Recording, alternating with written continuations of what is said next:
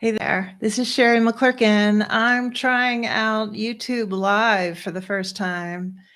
I am a coach, a Christian life coach who focuses in on women, perceptive women, to help them break free from the relationship hangover and build relationships that feel like coming home. And it doesn't matter whether this is friend, family, spouse, or partner, it's relationship. Today, I want to focus in on a specific issue that I see often. And every time I see it, honestly, it makes me a little bit sad because these beautiful, perceptive women, deeply feeling women, tell me about a relationship where they feel on pins and needles, unsettled. And I feel sad about that. They tell me they're trying to understand what is wanted of them, what the expectations are. They talk about how their minds are occupied afterward, like this is the relationship hangover, with figuring out how they're supposed to act around this other person, what is wanted of them. The mind trying to figure out what could I have said differently or done differently, or what did I miss? I hear this, and there's sadness. They describe their attempts of bringing a sense of settled to the relationship to end that pins and needles, because that's an awful feeling, right?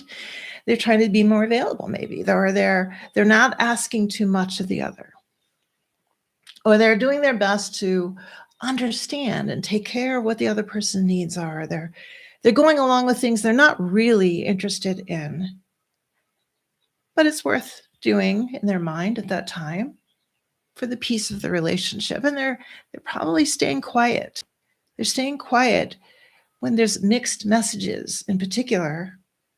And then those mixed messages take up so much space in their mind, trying to figure out what the heck is going on here. When I pull all of that together, when I pull that all together with everything I already know about them and what I know about relationships, excuse me, my phone beep there. I was just turning my phone off because this is live. I see them, what they're really doing, and they don't realize it, is they're trying to figure out who they are while they're inside this relationship. Who are they in this relationship? And there's an undercurrent of the same thing going on in all of the scenarios that I mentioned that they tell me about, and that is mind reading. But before I tell you more about that, let's think about this. These women have depth to give, and it's being held back because we're lacking some self-honesty. Not on purpose. They're missing an honest assessment of who they are in the relationship and outside of the relationship, an honest assessment. They're missing out on what they want, what they actually want from this relationship, and how they want to be treated. And they're not listening to their own pins and needles, because that's telling them something. They're not listening to it. I've been there. I know what this is like. I have been there.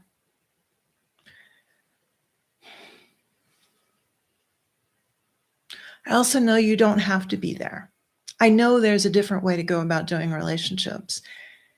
They're working so hard on these relationships, so hard, and they're missing out on the authenticity and the security that they crave and they deserve. They deserve it. Instead of getting honest with themselves, getting really honest with themselves and digging into that why. Why do you feel so unsettled? Why are you on pins and needles? They're skipping ahead. They're jumping into mind reading. on both sides. Let me clarify. They're assuming that the other person, friend, family, spouse, partner, knows what they want. The other person knows what they want.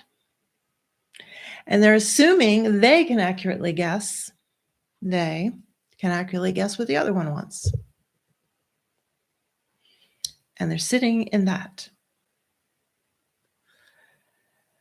Mind reading takes up a great deal of time and energy, mind space, brain space. It's exhausting. So it also feels like you're actually working on the relationship because you are spending a lot of time and energy and thought and space on the relationship, except it's in the wrong place.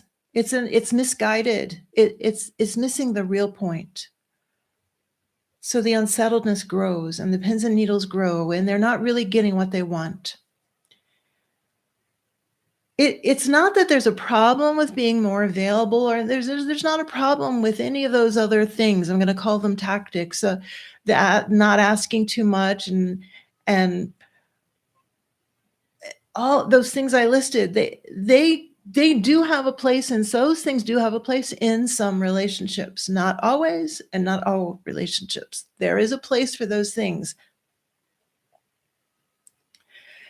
The issue is, you still have to do the self-honesty first, because you must know whether or not any of those things, what I call tactics, because they are things you've tried to do, they've tried to do to get off the pins and needles and the unsettled in that relationship. So I am calling them tactics. The tactics themselves are fine, still require honesty, really deep self-honesty first, so that you know they're using them when it really matters and not at enormous cost to yourself. And unfortunately, they're usually used at enormous self-cost.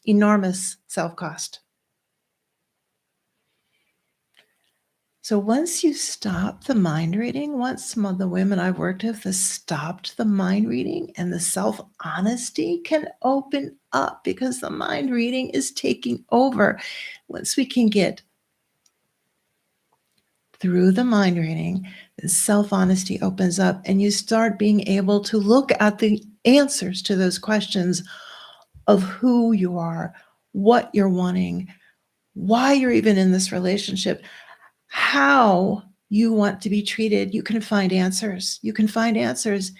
And instead of turning to tactics, you can turn to informed choices. So instead of choosing a relationship out of need, out of assumption based on mind reading, you then choose relationship and how you're going to be and how you're going to allow yourself to be treated and what you want out of the relationship. You're making deeply informed, clear choices,